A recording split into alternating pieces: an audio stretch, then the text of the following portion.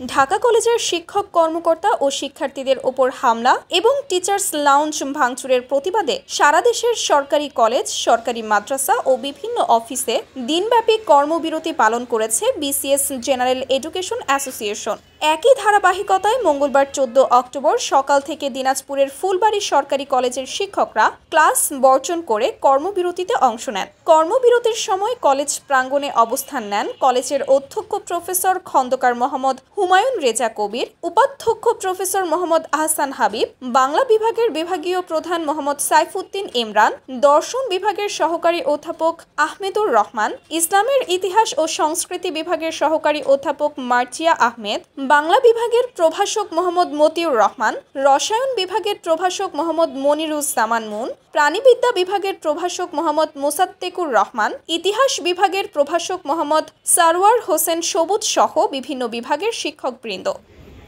BCS general education অ্যাসোসিয়েশনের আহ্বায়ক professor doctor খান মঈনুদ্দিন আল মাহমুদ সোহেল ও সদস্য সচিব ডক্টর মোহাম্মদ মাসুদ রানা খান স্বাক্ষরিত এক বিজ্ঞপ্তিতে বলা হয়েছে, সোমবার 13 অক্টোবর ঐতিহ্যবাহী ঢাকা কলেজের শিক্ষক, কর্মকর্তা ও নিয়মিত মেধাবী শিক্ষার্থীদের ওপর দুষ্কৃতিকারীরা হামলা চালায় এবং টিচার্স লাউঞ্জ ভাঙচুর করে। এই ন্যাক্কারজনক ঘটনার প্রতিবাদে দোষীদের গ্রেফতার ও দৃষ্টান্তমূলক শাস্তির দাবিতে মঙ্গলবার সারা দেশের সকল সরকারি কলেজ, সরকারি মাদ্রাসা ও অন্যান্য অফিসে দিনব্যাপী সর্বাত্মক কর্মবিরতি ও কালো ব্যাজ ধারণ করে অবস্থান কর্মসূচি পালিত হচ্ছে।